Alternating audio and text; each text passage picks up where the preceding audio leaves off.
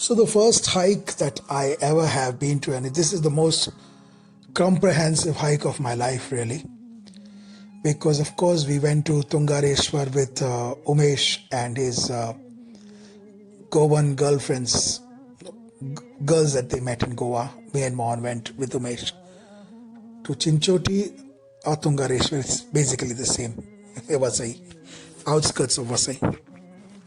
Then of course we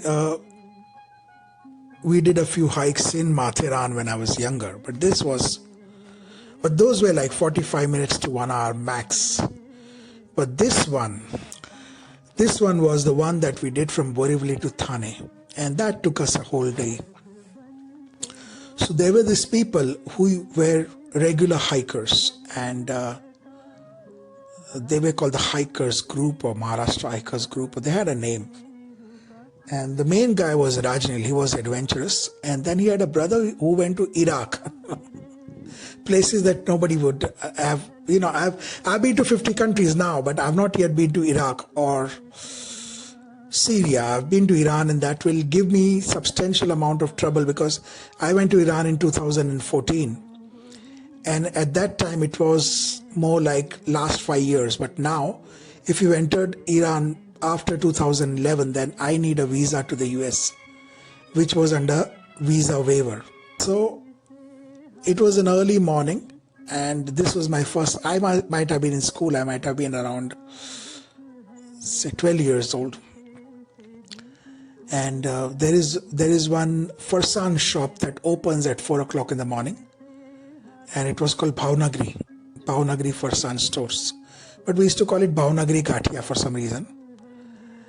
And we all walked to the farsan store, and they packed a lot of farsan, and then they packed a lot of vadas. There was a guy called Bharat who was very, very forward in this kind of stuff, and in more ways than one. He was very forward, which we'll come to later on.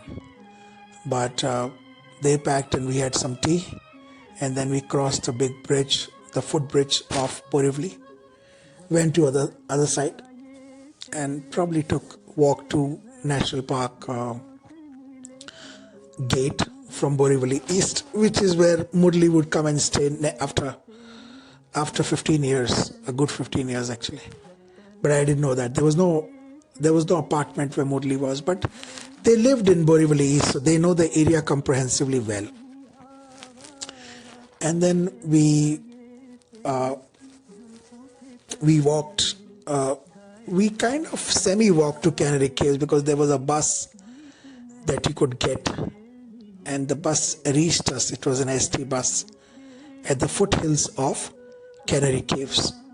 And though it's not much of a hill, but still it's on the up. Today, if you had to do the whole hill hike, you would come to know about it. I mean, you might not faint or die, but it's like climbing Mathiran. But I guess it's like cycling. You never forget. Once you start walking, you come back to your original speed.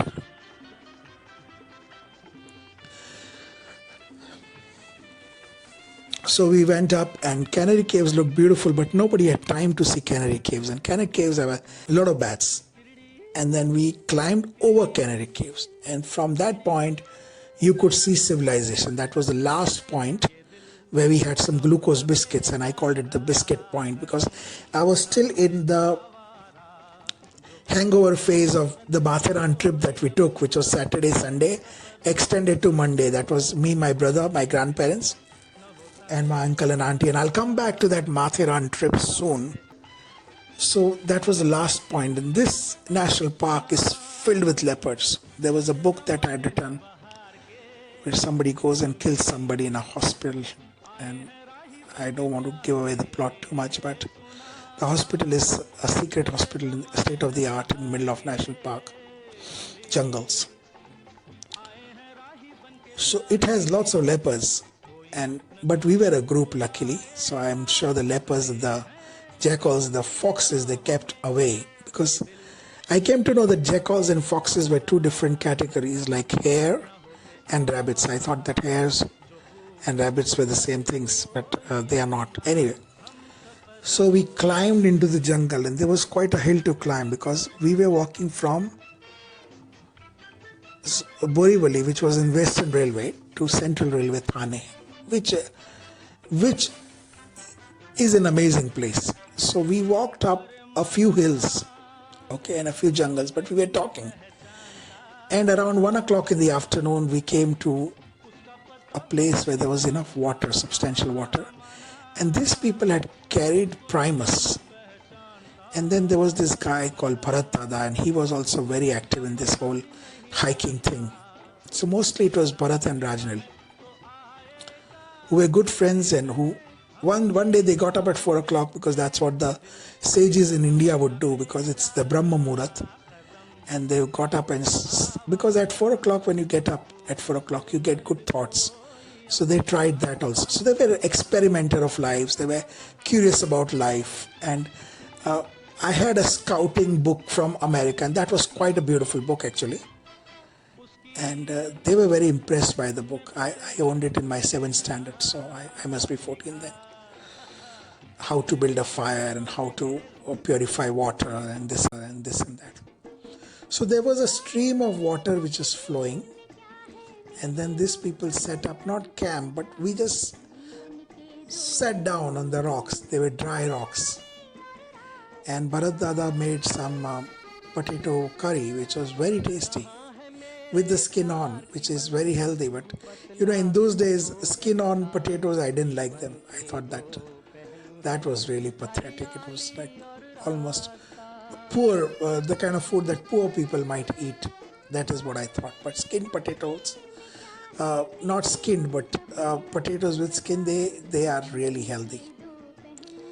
So I ate puri and potato and srikhand, and it was a bloody feast in the middle of the jungle.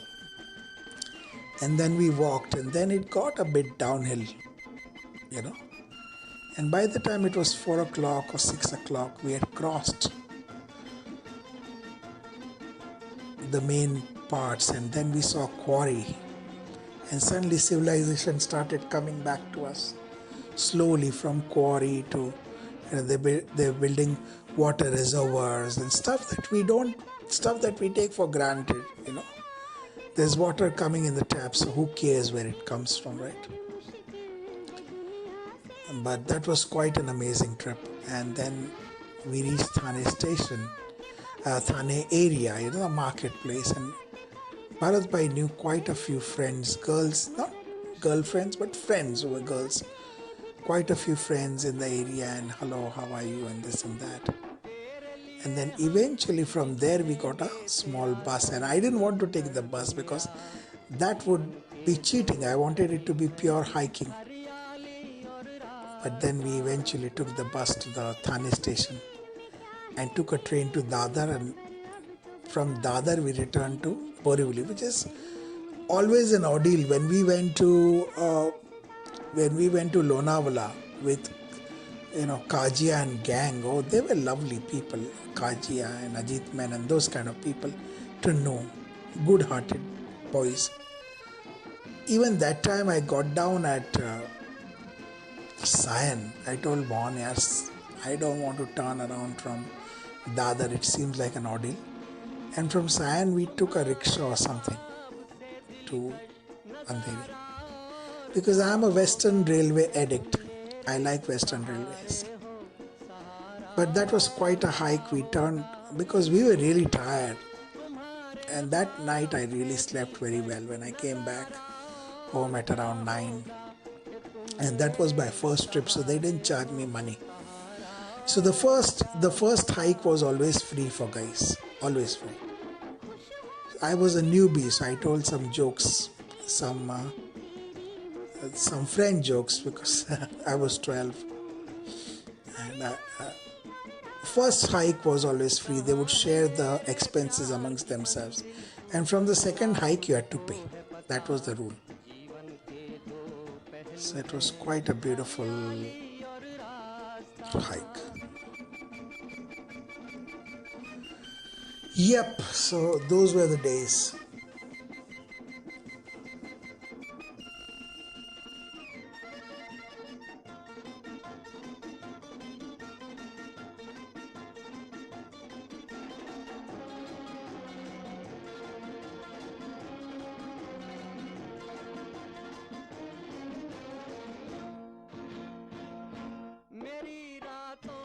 This was after we took a dip in the stream. It had a small waterfalls.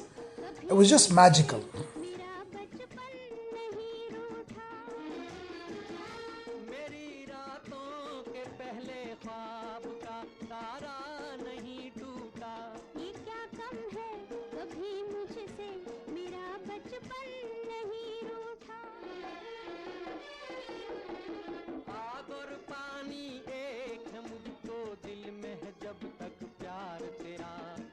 जीवन के दो पहलू हैं, हरियाली